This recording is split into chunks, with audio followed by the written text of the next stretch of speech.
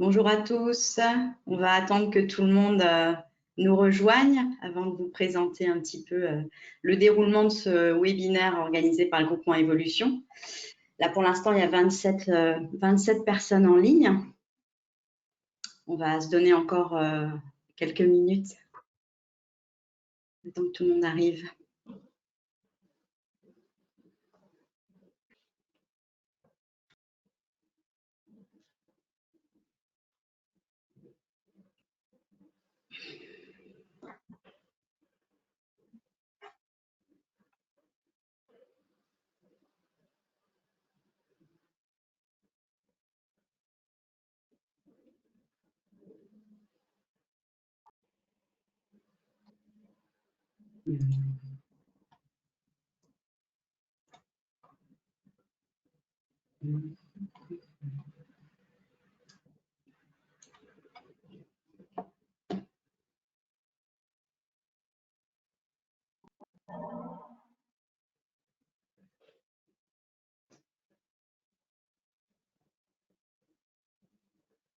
Bien, écoutez, je vous propose, il y a 32 personnes en ligne et comme le webinaire dure 1 heure, on a un programme assez chargé. Je vous propose de démarrer tout de suite et puis au fur et à mesure, les personnes prendront je dirais, le webinaire en marche. Donc, je me présente déjà dans un premier temps. Je suis Emmanuelle Soyer, donc je suis directrice de projet du Conseil en évolution professionnelle dans le cadre du groupement Évolution. On va vous préciser un petit peu qui nous sommes à la fin du webinaire. Mais en gros, on intervient sur 6 régions dans le cadre du groupement Évolution, la Bretagne, les Pays de la Loire et la Normandie, donc je pilote. Et puis également l'Île-de-France, les Hauts-de-France et le Centre Val-de-Loire, qui est piloté par Tingari, notre partenaire.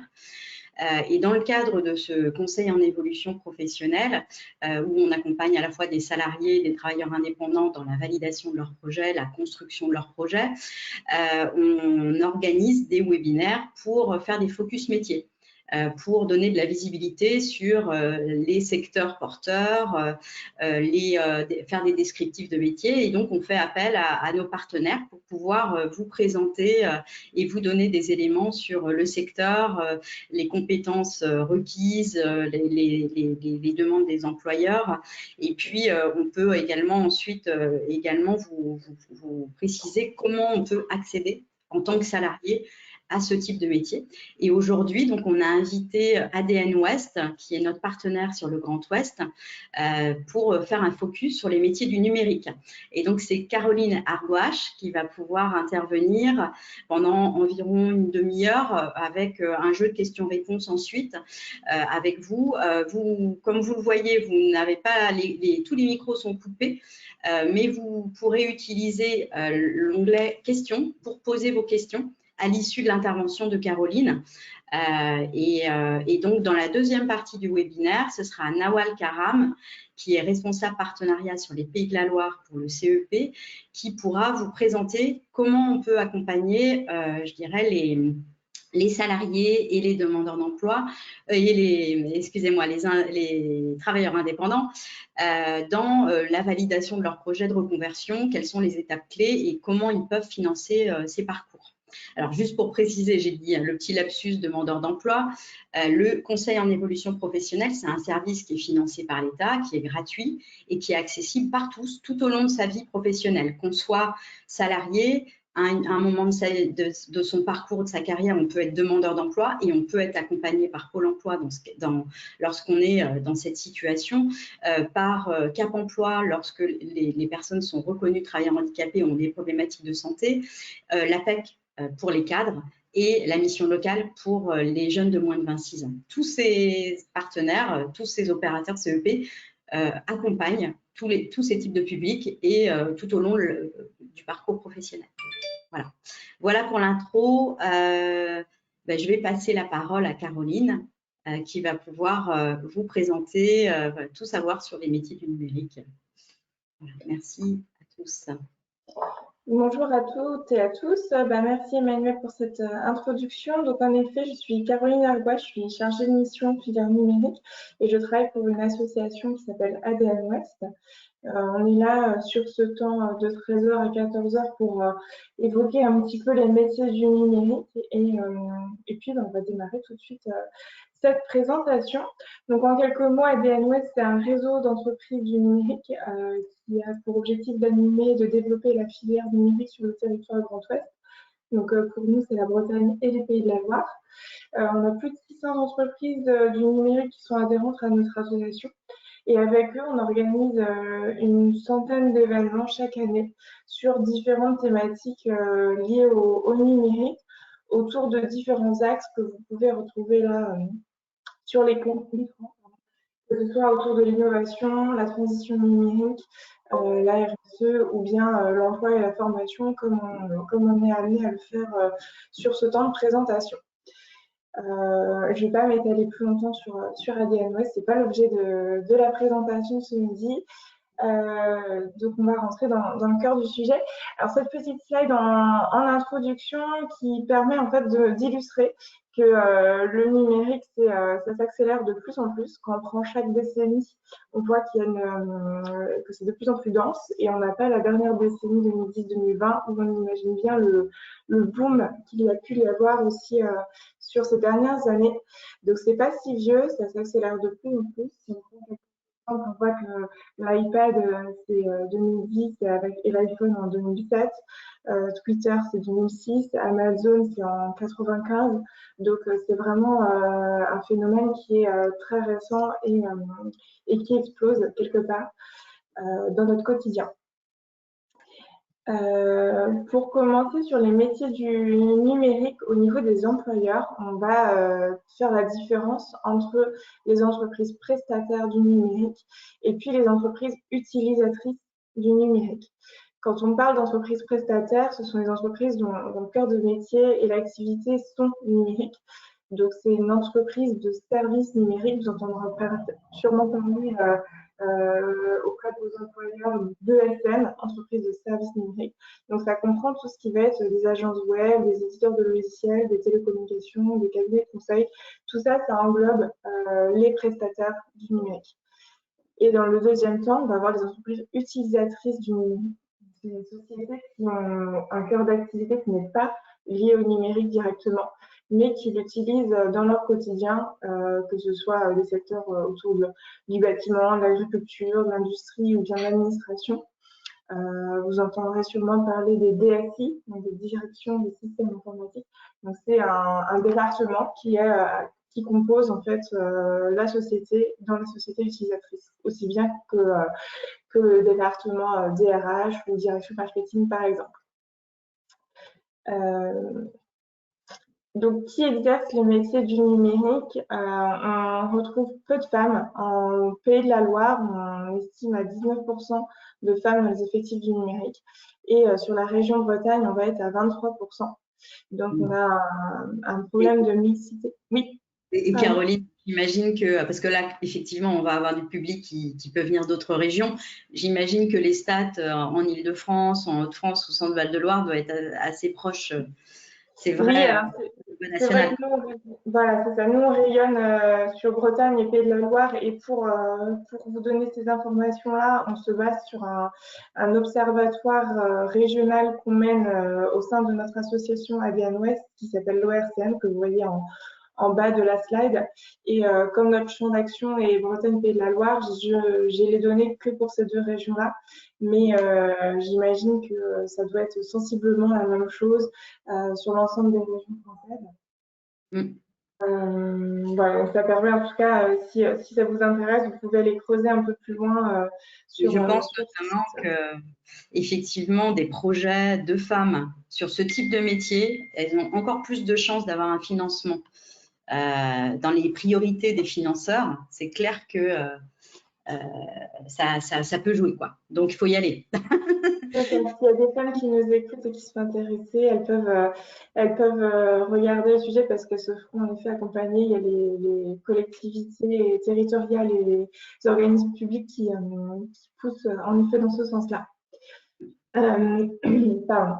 Donc, on peut avoir aussi des profils qui restent pour le coup varier, puisqu'on va avoir des personnes de niveau Bac+2 à Bac+8 et de différents horizons, que ce soit des personnes en reconversion ou des personnes en formation initiale.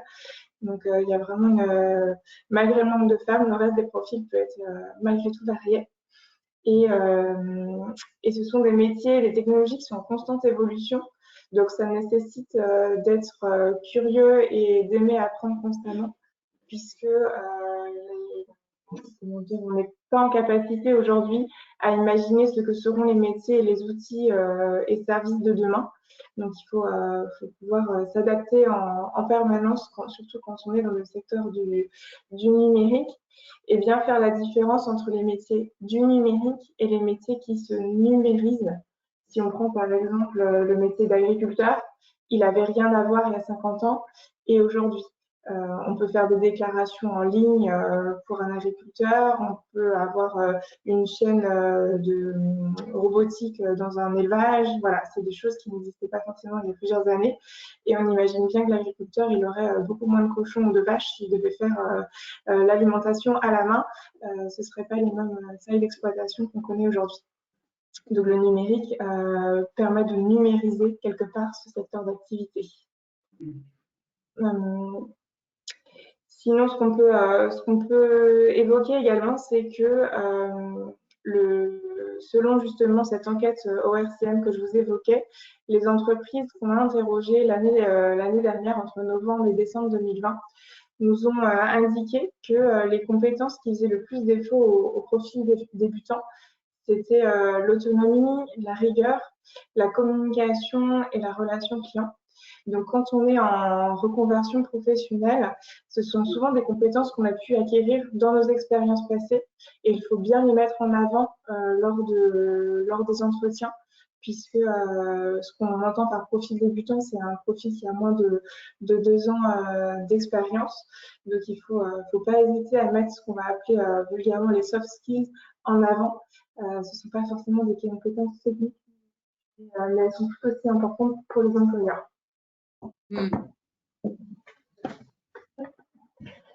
Pour vous présenter un petit peu les différentes familles de métiers dans le numérique, on voit sur cette slide, il y a différentes couleurs. En bleu, on va retrouver des métiers qui vont davantage être tournés autour du technique, que ce soit les métiers du développement ou du test, les métiers de l'infrastructure, des systèmes et des réseaux, ou encore les métiers de l'installation, du support et de la maintenance. En rose, on va avoir des métiers qui vont davantage être axés autour de l'analytique, que ce soit les métiers de la data, de la recherche ou de l'intelligence artificielle. Déjà, quand on prend ce sujet de l'intelligence artificielle, on voit que c'est une évolution. On n'entendait pas forcément parler d'intelligence artificielle il y a quelques années et aujourd'hui, on en entend de plus en plus parler dans notre quotidien et dans les médias. À savoir que l'intelligence artificielle, c'est une évolution de la data. Donc, on voit que dans le métier du numérique autour de la data, on a une évolution autour de l'IA. Donc, ça montre bien que ça évolue toujours en permanence. On a un autre focus métier autour de la sécurité informatique. Donc, c'est un secteur qui est également en plein essor avec la crise sanitaire qu'on a connue depuis 2020. On entend beaucoup parler de cyberattaques dans les médias et puis dans des sociétés. Donc, les entreprises doivent se prémunir de plus en plus face à ça. Et on retrouve des offres d'emploi dans ce secteur-là aussi de manière plus importante et les entreprises se musclent à ce niveau-là également. Un secteur en vert autour qui va aller mélanger un côté technique et créatif avec des métiers liés à la conception et à la gestion de projet. En jaune, quelque chose qui est uniquement créatif avec les métiers de la création et du design.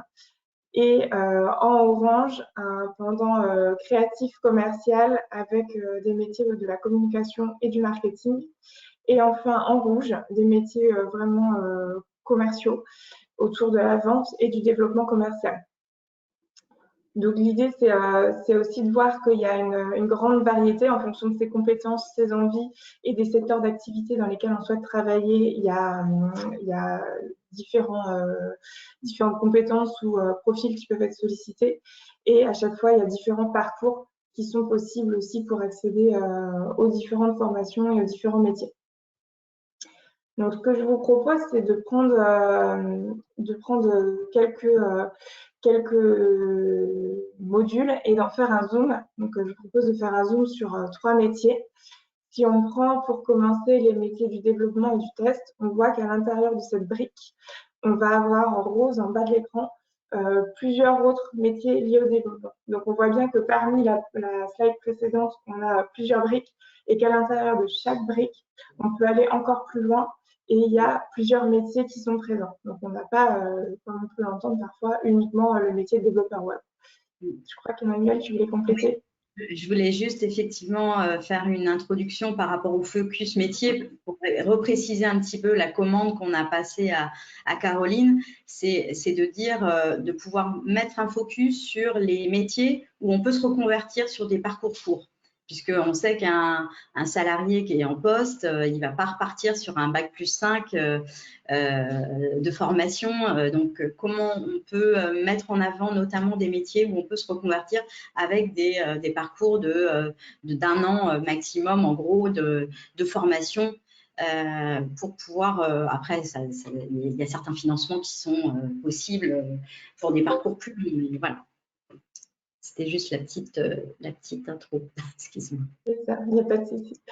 Donc, en fait, ces métiers du développement et du test, pour le décrire un petit peu, ce sont des activités qui sont au cœur de l'activité numérique. Le code permet de dégager différents langages informatiques et c'est ça qui permet de faire la création des logiciels, des sites internet ou des applications mobiles qu'on utilise dans nos quotidiens. Du développement des fonctionnalités techniques jusqu'à l'interface graphique côté utilisateur, on va utiliser différents types de programmes de développement qui seront amenés à intervenir sur le projet. Donc, on voit bien que ce sont aussi des métiers où on n'est pas isolé, on travaille beaucoup en équipe, puisque en fonction du métier et du développement qu'on est amené à faire sur un projet, que ce soit une appli ou un site web, on va avoir plusieurs types de développeurs qui vont qui vont arriver sur différents langages informatiques. La phase de test, donc, qui fait aussi partie d'un métier, permet quant à elle de valider toute l'adéquation de la solution développée par rapport aux exigences initiales. Donc, en fonction de la commande qu'on a, de créer une application qui serait plutôt comme ci ou comme ça, quand on va tester le produit, on fait en sorte de voir que ça répond au cahier des charges qu'on a de manière initiale. Et s'il y a des anomalies, de les corriger avant la commercialisation ou la mise en service du produit. Si on zoome à l'intérieur de ça sur le métier, par exemple, de développeur back-end, donc lui, il va travailler sous la responsabilité d'un chef de projet et il va se consacrer aux fonctionnalités d'un site internet en intervenant au niveau du serveur et de la base de données. Donc, on est vraiment au tout début du projet. Il va s'appuyer donc sur le cahier des charges pour répondre aux attentes du client qui lui a été confié et permettre d'analyser les besoins. En fonction de ces besoins-là, il va élaborer l'architecture fonctionnelle du site qui est souhaité. Donc, quand on parle d'architecture, il faut comprendre tous les emplacements de contenu du site et toutes les correspondances avec toutes les interactions qui peuvent exister les uns avec les autres. Ça va être, par exemple, si je clique sur ce bouton-là, ça m'amène à faire telle action. Cette architecture, elle peut être créée pour un site qui existe déjà, ou alors un site qui existe déjà et qu'il faut améliorer, ou alors créer complètement un site internet, par exemple. Donc, ce développeur back-end, il va proposer des solutions techniques pour y parvenir en faisant attention, bien sûr, du budget, parce que tout le monde n'a pas le même budget pour développer un site internet ou si c'est une refonte. Et puis, du délai. Donc, on voit bien qu'on travaille en fonction de son client. On a un cahier des charges, un budget, un délai et on a une équipe associée. Lorsqu'on arrive à la phase de développement des fonctionnalités, on va utiliser différents langages, que ce soit du PHP ou SQL, que vous avez peut-être déjà entendu également.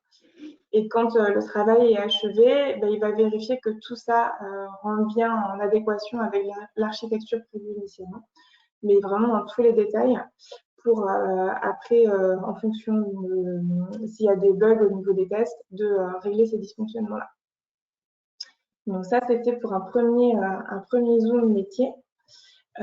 Si je passe à un deuxième zoom, au niveau des métiers de l'installation, du support et de la maintenance.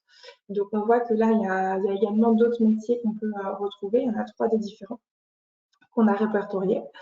Donc ces métiers de l'installation, c'est du support et de la maintenance, ils peuvent s'exercer au sein même d'une entreprise auprès de ses collaborateurs ou auprès de ses clients. Donc ça veut dire que si vous travaillez dans une société qui, par exemple, est dans l'agroalimentaire, il peut y avoir des équipements, différentes installations liées à l'informatique, et puis vous allez être amené à assurer la maintenance et former vos collègues qui sont dans d'autres services à l'utilisation de ces différents supports, outils. Ou alors, vous allez être amené à travailler chez plusieurs clients.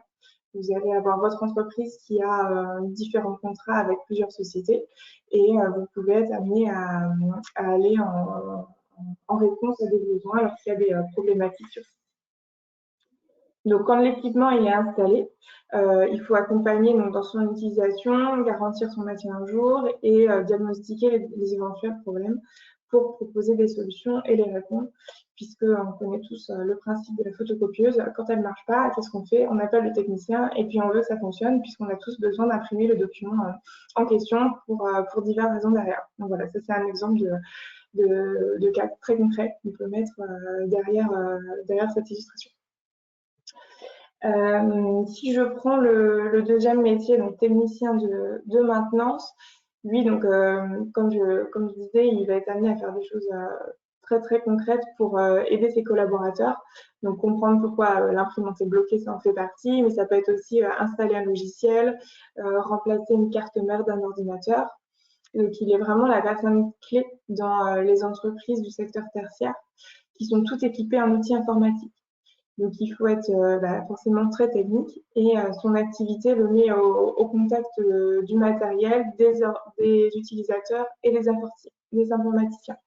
C'est vraiment la personne relais qui fait le lien entre toutes ces personnes-là. L'utilisateur final qui, par exemple, pour reprendre l'exemple de l'imprimante, le collègue qui n'arrive pas à utiliser l'imprimante, s'il y a une problématique plus importante avec l'informaticien, c'est le technicien qui va faire le lien avec l'informaticien pour que derrière l'utilisateur final puisse à nouveau utiliser le matériel. Dans le service informatique d'une entreprise ou dans une ESN que je vous évoquais tout à l'heure, il est chargé de la gestion et de la maintenance du matériel et des logiciels. Il forme aussi les utilisateurs. Donc, quand on installe un nouveau logiciel, par exemple, en interne, il va falloir accompagner les collaborateurs pour les aider à comprendre le fonctionnement du nouveau logiciel. Donc, il peut aussi être amené à conseiller lorsqu'il y a des achats ou des installations techniques du matériel qui peut être réalisé dans la société. Donc ça, c'était pour le deuxième zoom. Et puis pour le troisième zoom, c'était de vous évoquer la communication et du marketing. Donc c'est des métiers qui nécessitent d'autres compétences, et lorsqu'on a des affinités avec d'autres types de métiers.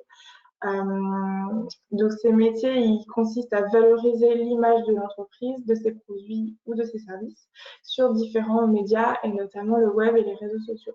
Donc ça, c'est faire en sorte que ce soit joli, que le site il soit design, l'application elle soit sympa, et que ça nous donne envie, nous clients, de passer à l'achat, ou en tout cas de consommer. Donc, à travers la mise en place de véritables stratégies, parce qu'en effet, ça se décide, toute cette campagne de communication sur le web, les métiers de la communication et du marketing produisent des contenus, ils définissent et suivent les indicateurs qui leur permettent d'assurer le lien entre les internautes et la marque ou l'entreprise. Et là, on voit en dessous qu'il y a tout un tas de métiers aussi qui sont liés à la communication et au marketing dans les métiers du numérique. Si on fait un zoom sur le community manager, Donc, c'est une personne qui doit fédérer le plus possible d'internautes, donc que ce soit via des forums, des réseaux sociaux ou des événements professionnels sur Internet. C'est vraiment quelqu'un qui est expert d'Internet. Il est en veille permanente pour gérer l'image de son client ou de son entreprise, parce qu'en effet, le community manager peut travailler en tant qu'indépendant et avoir plusieurs clients. Dans quel cas, il sera garant de l'image de l'entreprise de ses différents clients. Ou bien il peut être salarié d'une société et être garant de la bonne image de cette société en question.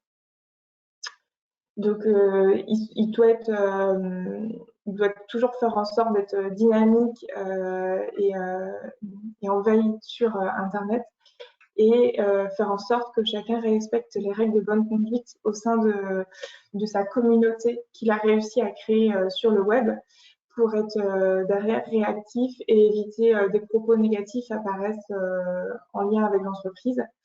Et puis, il doit aussi être créatif pour se différencier de ses concurrents et toujours connecté. C'est une personne qui se veut être plutôt à l'aise avec l'univers d'Internet et des différents réseaux qu'on peut connaître aujourd'hui. Voilà un petit peu pour ce troisième Zoom. Je vais passer au lien utile puisqu'on fera le temps de questions-réponses juste après. Ce que je souhaitais vous mettre en avant via cette slide, c'est qu'il existe beaucoup de ressources sur Internet pour découvrir ces métiers et aller écouter finalement d'autres professionnels du numérique en parler directement. Donc sur le site Internet I Like IT, vous avez un module avec une présentation des métiers. Et à l'intérieur, vous avez des petites capsules vidéo réalisées qui permettent justement d'écouter en 2-3 minutes un professionnel du numérique présenter son métier. Et là, vous avez vraiment une variété des métiers qui peut être présentée. Et à chaque fois avec des bons conseils pour s'orienter vers ces métiers-là.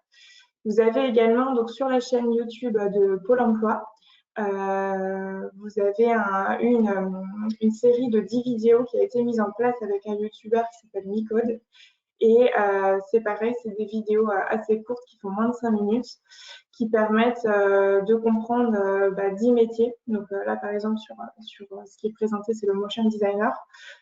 Et à chaque fois, dans cette vidéo, on va avoir un aspect interview d'un professionnel avec explication des compétences, des qualités nécessaires, les différents parcours possibles pour y accéder et quelques bons conseils aussi pour mettre le pied à l'étrier sans forcément aller engager tout de suite une formation pour tester, voir si ça nous plaît. Donc, c'est 2 sites qui permettent d'écouter quelques vidéos plutôt courtes et en apprendre davantage, en tout cas en fonction de ces centres d'intérêt. Il y a également plein d'autres ressources possibles, que ce soit sur les sites de la Grande École du Numérique qui proposent des Zooms métiers.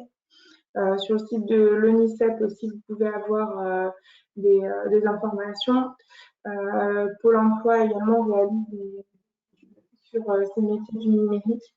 Et le CIDJ également propose des informations. Donc en tout cas, ça permet, avant d'engager une reconversion, d'aller creuser, se renseigner, questionner et voir déjà à l'intérieur de tout ce grand secteur qu'est le numérique, qu'est-ce qui va m'intéresser davantage finalement et vers quoi je vais m'orienter pour derrière préciser mon projet auprès de la structure qui m'accompagnera dans ma reconversion professionnelle.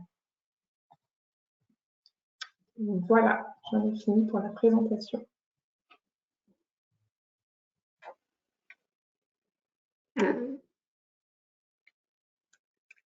Merci pour ta présentation, Caroline. Pas trop d'ouvert, donc forcément je parle dans le vide, excusez-moi.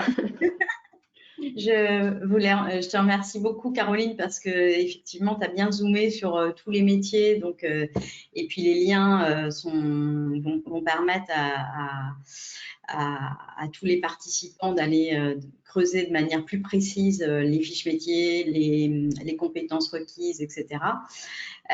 On va peut-être passer à la partie questions, et donc Morgane Bacon, qui est notre chargée de com, va pouvoir… Oui, bien sûr. On a eu durant la session 2 questions. Alors, une un peu plus générale qui parle si vous aurez accès aux présentations. Alors, juste après le webinaire, vous aurez en tout cas le lien vers le replay des webinaires. Vous pouvez retrouver tout ce qui a été diffusé ainsi que les liens. Ensuite, on a une deuxième question, c'est y a-t-il des métiers qui recrutent plus particulièrement en télétravail dans cette filière? Je laisse peut-être Caroline répondre. Alors, la question du télétravail, c'est vrai qu'elle a changé nos vies depuis 1 an et demi, j'ai envie de dire. Les entreprises qui étaient plutôt à mettre le frein sur ce sujet n'ont pas eu le choix que de s'y mettre à la vitesse grand V.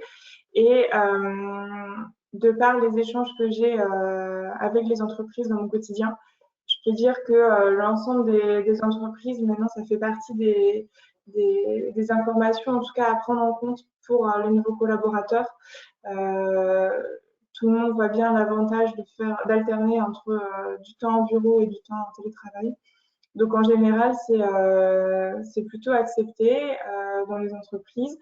Après, c'est de là à donner un secteur d'activité, c'est complexe puisque ça dépend vraiment de la politique interne de chaque société. Mais si on prend des métiers, là par exemple, si on prend le technicien faire du télétravail, c'est compliqué pour faire du dépannage. Si on prend un autre métier comme le community manager, ce sont des métiers qui sont plutôt possibles en télétravail.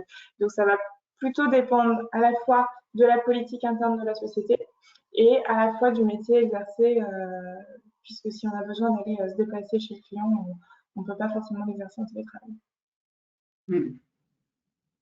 Merci Caroline. Alors, il n'y a pas d'autres questions pour le moment, mais n'hésitez pas tout au long du reste du webinaire à mettre vos questions.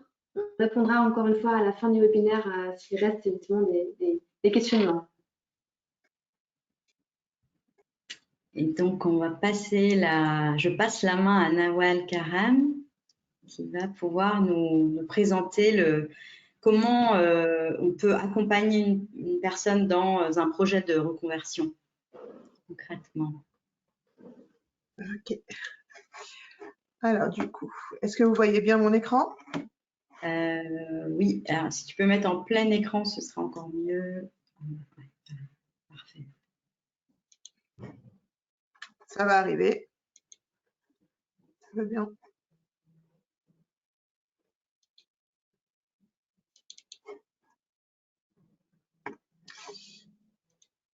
Hop. Donc ça ne veut pas. Plus la main. Ouais. Pourtant, ça a été plutôt constant. Bizarre. Je pense que vous...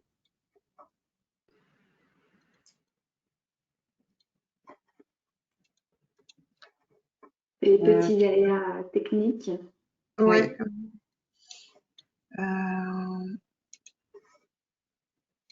Je ne sais plus la main, effectivement. Est-ce que vous voyez quand même, même si je ne fais pas rentrer fichier, je vais avoir du mal au affichage, du coup, mais ça me semble être bloqué. Je suis vraiment désolée. Est-ce que vous voyez quand même le document? Oui.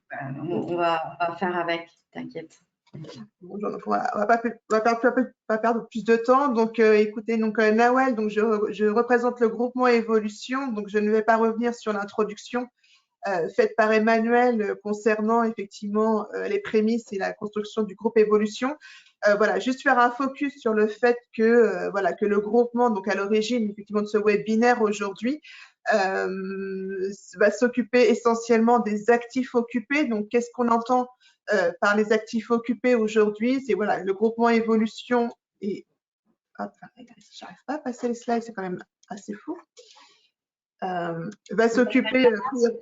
Peut-être que Morgane, tu peux partager le document et puis peut-être qu'on arrivera s'il y a un problème sur ce. Ah, j'ai redonné la main. Désolée, hein. Ouais, ça marchait il y a 5 minutes. J'ai pas, Morgane, j'ai pas le support. Hein. Toi, oui, je vais aller le chercher tout de suite. Merci. Merci Morgane. Donc, le groupement Évolution va s'occuper donc des actifs occupés. Donc, qu'est-ce qu'on entend par actifs occupés? Donc, ce sont surtout les salariés. Donc, on n'oubliera pas effectivement d'intégrer dans les salariés les intérimaires. Puis, on va s'occuper également des publics indépendants. Donc, chez les indépendants, c'est tous les porteurs de projets, mais également, donc, on y comprend aussi les artisans, les micro-entrepreneurs et toute la profession libérale. Donc, le conseil en évolution professionnelle va s'adresser essentiellement à ces publics-là. Et à côté de nous, comme le disait Emmanuel tout à l'heure, nous avons également des opérateurs et donc, qui vont s'occuper de toutes les autres typologies de publics, donc sans les répéter de manière exhaustive. Donc, on a de nos côtés quand même Pôle emploi, la mission locale. Nous avons également Cap emploi et la PEC. Est-ce que du coup, c'est bon? La présentation, oui. Est-ce qu'on peut me passer la main? Ouais. Ah oui. C'est bon? Voilà, je vais montrer mon écran. Super, merci. Tout le monde me voit. OK, affichage. Merci beaucoup. Hop. Hop, et on va passer à la slide, s'il te plaît. Désolée pour ce petit interlude. Tu me dis stop? Encore? Hop. Voilà, donc le service en conseil en évolution professionnelle, c'est une offre de service gratuite puisque financée par l'État, donc qui a été confiée effectivement à une entreprise privée. Mais ce qui est important dans ce service effectivement d'accompagnement donc au projet professionnel, c'est qu'il est, au-delà d'être gratuit, c'est qu'il est confidentiel et personnel. Et ce qui est important de savoir, c'est qu'il est mobilisable tout au long de la vie. Il s'agit effectivement d'un espace neutre en dehors de l'entreprise qui permet aujourd'hui à un salarié de pouvoir être accompagné sur toute typologie de questions, que ce soit sur les prémices, je dirais, d'une réflexion autour du projet professionnel, que ce soit sur une interrogation ou à un moment donné, effectivement, de pouvoir avoir des questionnements sur sa situation professionnelle. L'idée, c'est de se dire aujourd'hui qu'il dispose à ses côtés d'un conseil en évolution professionnelle qui lui permet de pouvoir aborder tous ces sujets et ces questionnements en dehors de l'entreprise et en toute neutralité et dans un espace confidentiel. Yvan, s'il te plaît. Oui.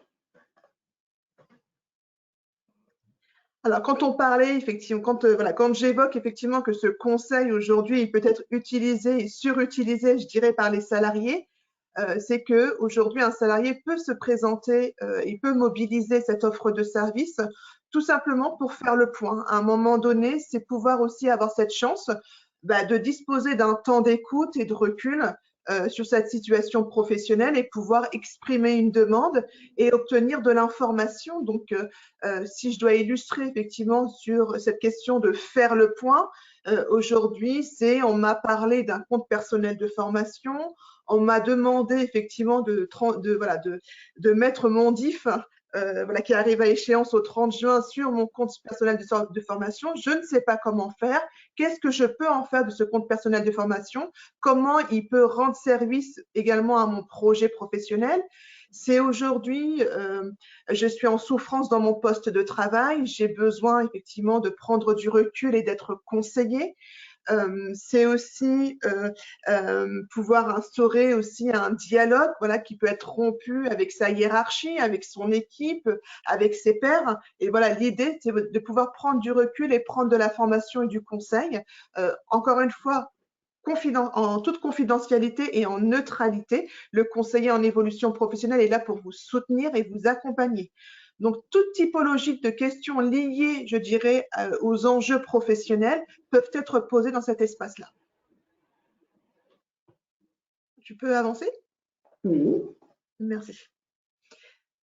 Il est important aussi de considérer le conseil en évolution professionnelle comme aussi un allié, que ce soit sur des projets d'évolution internes dans mon entreprise, mais également externes. Donc, effectivement, avec la présentation de Caroline tout à l'heure, on a évoqué la reconversion et on sera plutôt effectivement vers de l'externe. Mais aujourd'hui, dites-vous aussi qu'il y a possibilité, à un moment donné, de pouvoir évoluer dans son entreprise. Donc, évoluer de manière verticale, de manière horizontale, c'est des questions qu'on peut se poser. Qu'est-ce qui est envisageable dans mon entreprise et comment je peux formaliser les choses auprès de ma hiérarchie pour pouvoir évoluer dans mon entreprise? Donc, présenter un projet clair, mais aussi validé. Mais c'est aussi des projets de reconversion en interne, puisqu'on peut aussi changer de métier au sein de son entreprise. Et l'idée d'être accompagné par un CEP, c'est non seulement sécuriser le projet de transition professionnelle, mais peut-être aussi vous donner des premiers niveaux d'information sur tous les dispositifs qui peuvent être de financement, qui peuvent être mobilisés dans le cadre de cette évolution au sein de l'entreprise et porter à connaissance effectivement de vos encadrants, de la direction, de tous ces dispositifs-là, puisque des fois, effectivement, on se rend compte que les employeurs eux-mêmes ne connaissent pas effectivement tous ces dispositifs qui peuvent être aidants et qui peuvent contribuer à l'évolution dans l'entreprise. Et ça peut être, voilà, ça peut être vraiment un bon outil, le CEP, pour pouvoir effectivement sécuriser votre projet professionnel, que ce soit dans le cadre de la validation du projet professionnel, mais également dans l'identification des demandes de financement de formation. Je vois le temps qui défile vite. Voilà, juste. J'essaie de ne pas être trop bavarde. Donc, l'idée, effectivement, nous accompagnons également les futurs porteurs de projets. Donc, aujourd'hui, on a la possibilité, effectivement, de pouvoir vous accompagner dans vos projets de création ou de reprise d'entreprise. Et encore une fois, de mobiliser les bons dispositifs pour sécuriser votre projet de transition. Donc, nous étions en première partie du webinaire sur la reconversion. Donc, évidemment, le conseiller en évolution professionnelle peut vous permettre effectivement d'opérer des projets de reconversion à l'externe, que ce soit sur un changement de métier ou bien un changement de secteur d'activité ou bien tout simplement une évolution également du métier, puisqu'effectivement l'écosystème, l'environnement évolue et il faut pouvoir adapter aussi son métier aux exigences du marché de l'emploi et, voilà, et du bassin socio-économique. Donc l'idée, c'est vraiment de pouvoir prendre des décisions avec des choix éclairés, encore une fois, sur le projet de validation, mais également sur la mise en œuvre de celui-ci. Je ne reviens pas effectivement sur les dispositifs de formation. On est le facilitateur. On travaille forcément avec des opérateurs du financement de formation. Donc, je pense notamment à Transition Pro, mais également aux opérateurs de compétences. Faire appel effectivement au bon dispositif qui va vous permettre de concrétiser le projet professionnel. Et un dernier point qui est très important aujourd'hui, c'est effectivement la reconnaissance des compétences aujourd'hui. Et clairement, l'outil qui va nous permettre de travailler sur le sujet, c'est la validation des acquis par l'expérience. Donc aujourd'hui, nous pouvons vous accompagner sur ces sujets liés effectivement à la VAE. Et pareil, effectivement, identifier les financements, les organismes certificateurs qui vont vous permettre de concrétiser ce projet. Donc, en somme, si vous l'avez bien compris, donc le conseiller en évolution professionnelle peut s'inscrire effectivement dans un accompagnement qui va être qui peut s'inscrire sur une durée plus ou moins variable en fonction de vos besoins et de vos intérêts. Mais l'idée effectivement de se saisir de cette offre de service va vous permettre d'être accompagné depuis les prémices autour d'une réflexion autour du projet jusqu'à sa mise en œuvre et donc le repositionnement ou bien sur le marché de l'emploi ou bien sur la création d'entreprise. Comment ça se passe concrètement pour pouvoir bénéficier de cette offre gratuite?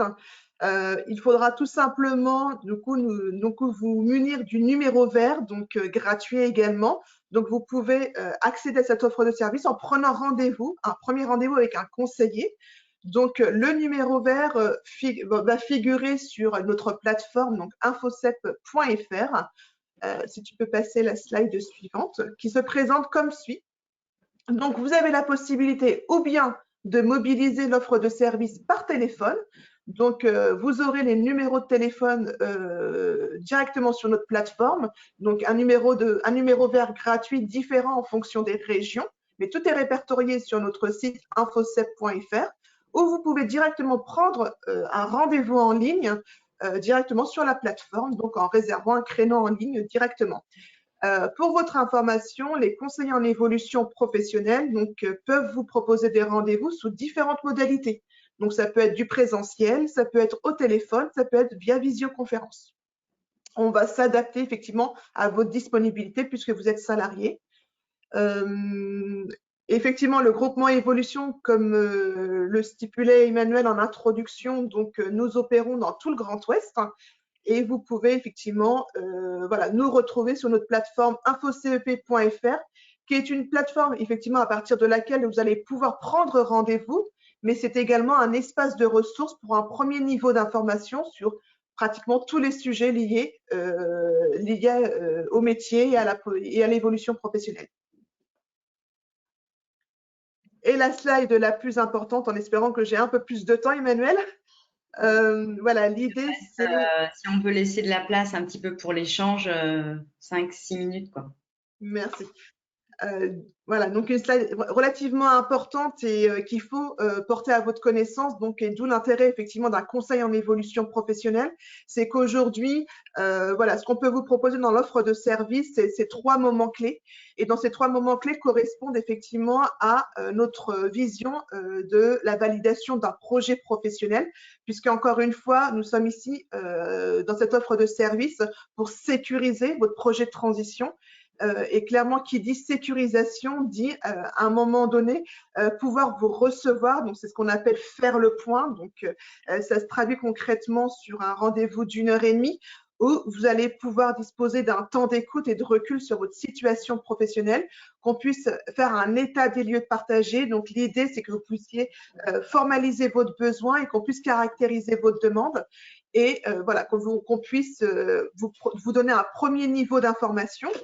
Si ce premier niveau d'information est suffisant, vous pouvez repartir avec un plan d'action et des démarches à effectuer en autonomie, ce qui est rarement le cas puisque véritablement derrière, on va pouvoir vous proposer un service beaucoup plus complet, donc qui va s'inscrire sur une durée de 2 mois, donc c'est ce qu'on appelle cette étape 2, où on va rentrer dans le vif du sujet et de l'accompagnement au projet. Et un accompagnement au projet aujourd'hui, c'est vous qui êtes au centre du projet, mais également l'environnement et l'écosystème dans lequel vous allez pouvoir évoluer.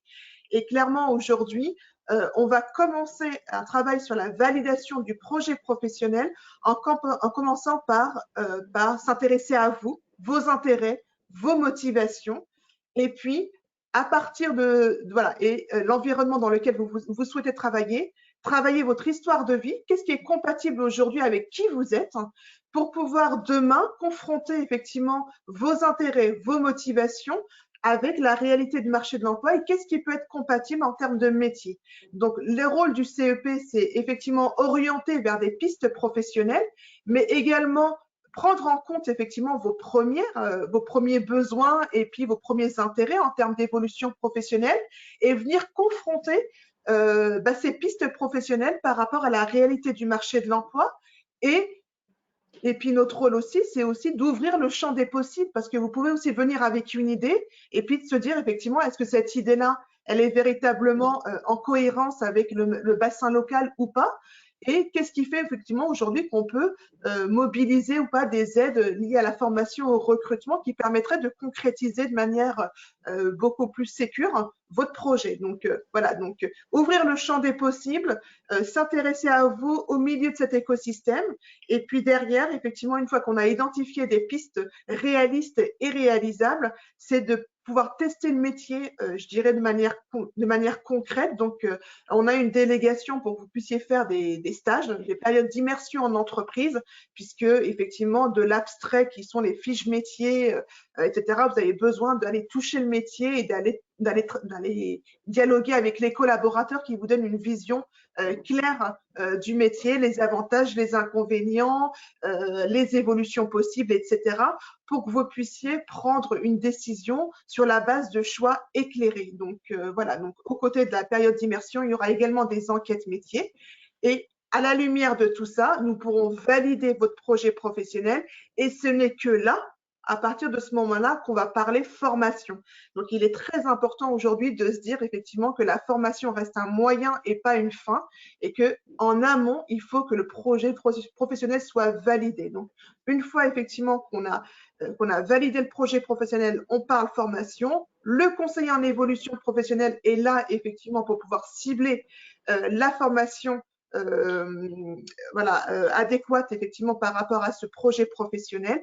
Et derrière, donc quand on dit effectivement qu'on est là de A à Z, c'est qu'on va également financer, identifier les dispositifs de financement pertinents et vous aider à monter les dossiers pour pouvoir effectivement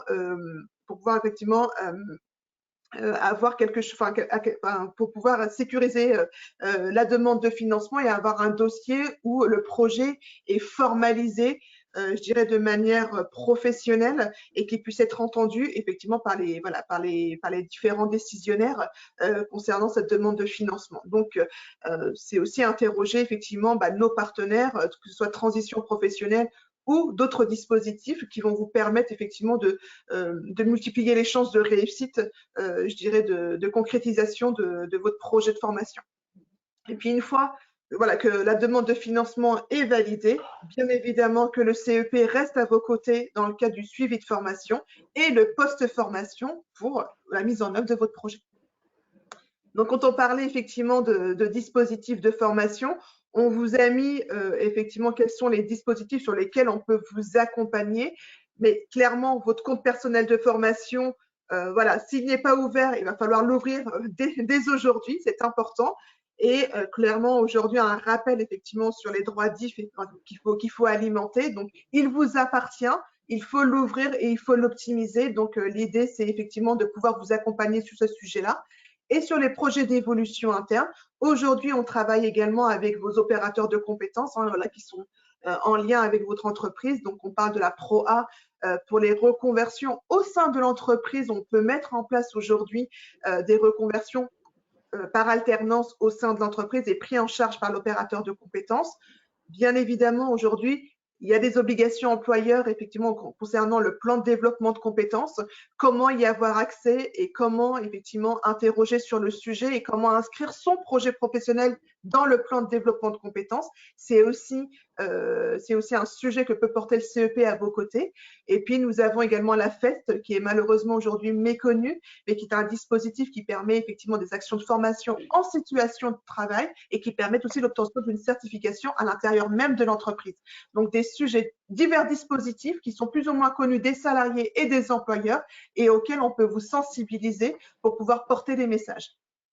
Et concernant les projets de reconversion, bien évidemment, je vous ai parlé de transition professionnelle, la possibilité demain de démissionner pour un projet de formation ou de création d'entreprise sous certains critères d'éligibilité. Donc, d'où l'importance effectivement de ne pas se saisir de ces sujets-là en autonomie parce que le CEP peut vous alerter effectivement sur ces critères qui sont ne pas foncer tête baissée sur ces dispositifs-là et forcément et rencontrer porte close parce que les critères, parce que le projet n'est pas assez poussé ou n'est pas assez bien formalisé. Voilà, donc effectivement, l'offre de services CEP, un tremplin pour l'évolution professionnelle réussie, c'est important. Merci Nawal pour cette présentation hyper claire du CEP. Alors, il y a des questions, il y a une question, il y a deux questions. Oui, il y a deux questions. Donc, la première question, c'est à ce jour, vous constatez que les entreprises privilégient les contrats d'alternance pour les métiers du marketing digital. De plus, il semble compliqué de faire financer une formation quand on a déjà un Bac+3. Quelle piste pour se reconvertir à 41 ans? Alors, il y a plusieurs pistes possibles et j'ai envie de dire, on est un peu pris par le temps, mais là, clairement, il faut prendre la tâche d'un conseiller en évolution professionnelle puisque le critère, effectivement, aujourd'hui de la formation initiale peut être effectivement un critère à prendre en compte dans un projet de transition professionnelle, mais il y a d'autres dispositifs qui peuvent être mobilisés. Et alors, il y a d'autres dispositifs et puis c'est vrai que les commissions qui valident ou pas des projets de reconversion via le projet de transition professionnelle regardent un certain nombre de critères. Et il y a effectivement des priorités. Donc, plus on est diplômé, moins on a de chance a priori de se former. Mais en même temps, si la personne est dans certaines situations, des problématiques handicap ou autres, il y a des priorité et clairement une femme aujourd'hui qui va vers des métiers du numérique qui sont en plein recrutement peut avoir des chances. C'est dans l'argumentation du projet vraiment valoriser un certain nombre d'éléments qui vont être des critères qui vont être regardés par la commission. Et puis l'alternance, effectivement, même à 41 ans, c'est envisageable. Souvent, on se dit l'alternance, c'est que pour les jeunes. Non, on peut être adulte aujourd'hui et travailler. Voilà, sur un projet d'alternance. Il ne faut pas se frotter, effectivement, il ne faut pas se freiner par rapport aux critères effectivement qu'on peut rencontrer effectivement sur les pages de transition professionnelle, etc. Clairement, aujourd'hui, quand je dis effectivement qu'il faut se rapprocher d'un conseiller en évolution professionnelle, c'est que il y a d'autres leviers de financement de formation, mais il y a également ce que tu disais très bien, Emmanuel, c'est que dans l'argumentaire lié au projet, il y a des choses effectivement qu'on peut valoriser plus que d'autres et qui peuvent faire l'objet d'une négociation et d'une discussion lors des commissions. Donc, ne surtout pas s'arrêter effectivement à ce qu'on peut voir en termes de critères, mais surtout prendre la tâche d'un conseiller en évolution professionnelle qui est vraiment alerte sur aujourd'hui comment faire passer un dossier. Voilà. Et puis, il y a des dispositifs qui sont spécifiques à chaque région. Donc, vraiment, la connaissance des financements liés à la région, c'est vrai qu'aujourd'hui, c'est un environnement qui est tellement complexe que faire appel à un expert qui connaît bien tous les dispositifs mobilisables au regard de votre situation, prendre votre profil aussi en compte. Voilà, c'est vraiment aujourd'hui, c'est compliqué de répondre à votre question en ligne, hein, parce qu'il y a tellement de critères à prendre en compte. La région, il y a des dispositifs en Pays de la Loire qui n'existent pas ailleurs et inversement. Enfin, voilà. Et en plus, il y a des financements spécifiques par secteur d'activité également. De branches, oui, effectivement. On a deux autres questions aussi. C'est bonjour, y a-t-il une liste nationale de CEP avec les adresses, exemple dans les DOM en Guadeloupe? Tout à fait. Alors, vous allez sur moncep.org, mon-cep.org. Je peux le mettre dans le… Et donc là, c'est le site national de France Compétences où… c'est .org ou .fr, j'ai un doute. Non, c'est .org. Ouais. Qui recense en fait tous les opérateurs par région. Et donc, il y a effectivement des opérateurs en Guadeloupe. Voilà. Je ne sais plus le nom, mais j'ai l'occasion de travailler avec eux, effectivement, avec France Compétences. Une autre question, je suis salariée en arrêt de travail, burn-out. Est-ce que je peux faire appel à vos services? Oui, oui, complètement, oui, il faut. Cette situation singulière mériterait effectivement que la mobilisation d'un CEP parce qu'effectivement, à situation singulière, il faut pouvoir être accompagné. Voilà. Hein, et même, on en discutait hier avec les partenaires, lorsque les personnes sont en arrêt maladie, il y a possibilité bien sûr d'être accompagné par un conseiller CEP, et je pense que c'est le moment propice. Après, on peut faire aussi mobiliser des stages en entreprise pour valider un projet, mais effectivement, il faut avoir quand même l'accord du médecin conseil de la sécurité sociale, de la CPAM. Voilà, mais il y a plein de choses qui sont mobilisables dans cette situation et justement, je pense qu'en prévention, on n'a pas forcément le réflexe d'aller voir un conseiller en évolution professionnelle dès qu'on sent qu'on est en difficulté sur son poste de travail. Et vraiment, c'est un service qui est très peu connu, donc je vous invite à en parler autour de vous pour tout type de questionnement, souffrance au travail, questionnement technique lié à la formation, aux compétences, la valorisation de mes compétences, comment je me projette dans l'évolution de l'entreprise, par exemple.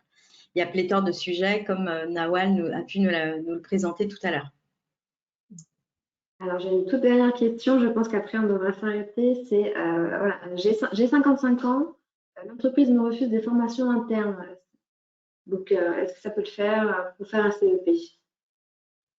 Ah, tout à fait. Il peut faire vous pouvez faire être accompagné dans le cadre d'un CEP.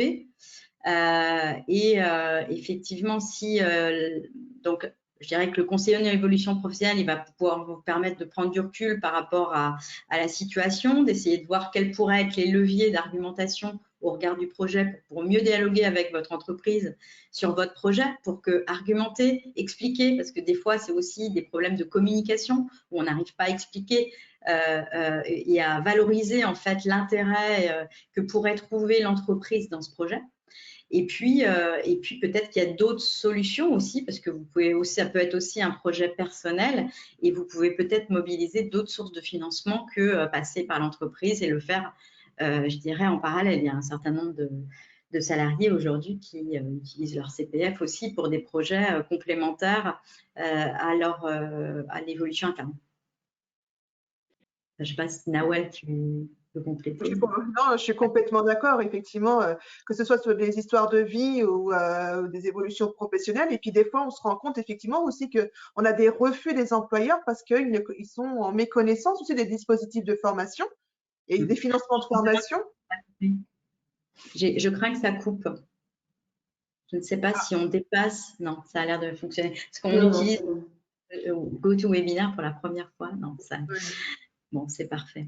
Ouais, une méconnaissance effectivement des dispositifs de financement de formation et le fait effectivement de pouvoir passer par un conseiller en évolution professionnelle, c'est pouvoir aussi informer son employeur effectivement qu'il n'est pas forcément, il va pas forcément mettre la main à la poche et qu'il y a des solutions annexes qui peuvent être trouvées, quoi. Donc, mais l'essentiel, c'est pouvoir aussi porter et dialoguer avec sa direction, quoi. Donc, et porter effectivement un projet qui soit entendable. Voilà. Il y a une dernière question? Oui, il y a une dernière question. Bonjour, j'envisage de demander une rupture conventionnelle pour faire une reconversion. Si la rupture conventionnelle est refusée, est-ce que le CEP nous aide dans notre démission éventuelle? Tout à fait. Donc, effectivement, en termes de sécurisation de projet, on passe toujours par la négociation d'une rupture conventionnelle. Si ça ne fonctionne pas, il faut déjà voir quelle est la nature du projet professionnel et quels sont les dispositifs qu'on peut mettre en place. Et notamment, je pense notamment aux démissionnaires. Donc, ça peut être une solution. Ça peut être une solution parmi d'autres. Encore une fois, chaque cas est singulier. C'est-à-dire que quand on rencontre un conseiller en évolution professionnelle, il n'est pas là pour plaquer un parcours, pour plaquer un dispositif.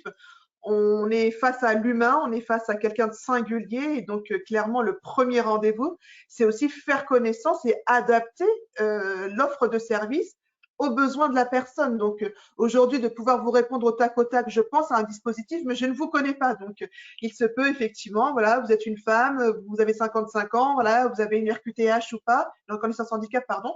Voilà, il y a plein de choses qui peuvent se révéler dans ce premier rendez-vous qui permettent d'affiner et de proposer quelque chose d'individualisé et de singulier. Donc, encore une fois, voilà, je vous invite à vraiment prendre la tâche d'un conseiller pour pouvoir répondre à cette question singulière.